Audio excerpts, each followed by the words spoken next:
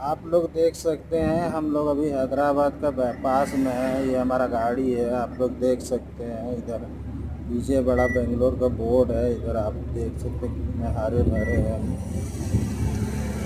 देखिए पीछे बड़ा बेंगलोर का बोर्ड मारा हुआ है, आप लोग देख सकते हैं। ये हमारा बगल में गाड़ी खड़ी है, पीसीआई का देख सकते हैं।